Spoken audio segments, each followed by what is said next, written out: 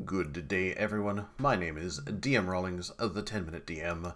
I am an experienced Forge in the Dark GM, and I am here to give you some advice 10 minutes at a time. And today, we're going to be talking about how to use reveals in Candela Obscura assignments. As a reminder, in Candela Obscura, assignments are made up of a series of phases, the hook, exploration, that sort of thing. And each phase has a reveal, which is a key clue that helps move us from one phase to the other. Our goal as a GM in each phase is to help the characters find the reveal in a way that's both narratively satisfying, narratively interesting, that raises the stakes of the investigation, and shows off the skill of the characters. So, how do we do this? The answer is we use quantum clues. So, what is a quantum clue? You'll notice that many reveals in Candela Obscura, if you've read any of the source material, are pieces of information, but they're not specific about where or how you would learn that information. For example, you might see something like, there's a hidden lab under the house, or the noble bought an amulet from a bizarre vendor in Calanus Market, or that book was checked out just yesterday by an Evangeline DeMarcus.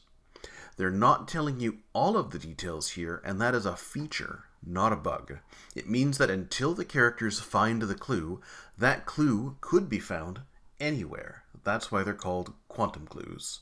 They don't canonically exist until the players observe them in the game somewhere. And that's similar to how in a quantum system, it can be in multiple states until that state is measured. So in a more traditional adventure, you might say something like, pulling the right book on the staircase reveals a secret passage to the lab. And this works fine, but it can cause some problematic situations where the story just doesn't advance at the pace that you want. The characters may not find the exact book to pull and wander off. They may chase some crazy red herring elsewhere in the building. Or the players might just mishear something as you're explaining things. Instead, the benefit of a quantum clue is that it's not tied to an exact action, location, or NPC.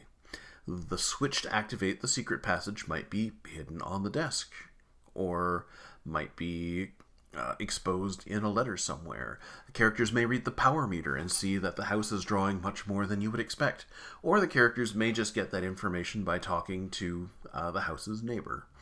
The mechanism that progresses the story allows the story to move on. This lets you as a GM pace the story in a way that you want, reward them for their clever ideas, and build the story together as a table. So how exactly do we use these quantum clues?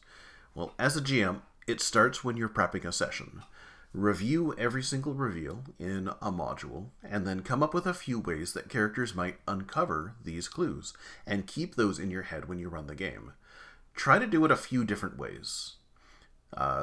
Specific things you want to do is you want them to be probable, right? You want them to be the most likely approaches that your characters might take. But you also want them to be different. You want to make sure that no two are too close to each other so that you are covering a wide possibility of proper approaches. And then lastly, you want them to be open-ended. You could have something like a letter in an envelope, and that envelope could be in a desk or a coat pocket or in an attic or wherever you need it to be in order for the story to progress. And then as the session is running, you want to use the way that you describe things, the weight that you're giving to certain things, as a tool to draw the mind's eye of the player. How you describe something impacts how your players feel about them. If you provide a list of things in a room, they're going to remember the first and last items more than the rest. When you detail things, they're going to remember the ones that have more bits of description on them. So if you call it imported wood versus just wood, they're going to go, hey, what gives with that wood? That's a little bit more detail. And this is a tool that lets you softly guide the players towards the clues that you may leave in your game. This is really similar to how in video games, they're full of yellow ladders and lighting and other little tricks to draw your eyes to certain areas in the game. And then also, as the session is running, listen to your players and try to find out what's important to them. Make what's important meaningful. Wrap the way that your clue unfurls around how the fiction plays out in the game. But also, make sure that you challenge and surprise your players. Don't make it easy for them.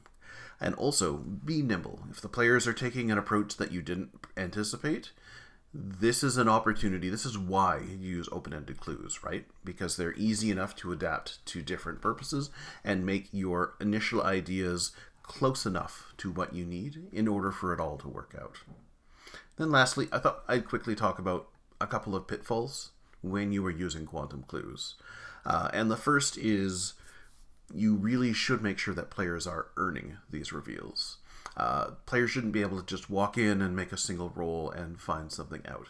You should be putting obstacles in their way, things like hazards and constraints and antagonists, and using little try-fail cycles where players earn bits of the overall picture that gradually exposes the full breadth of the information that's out there.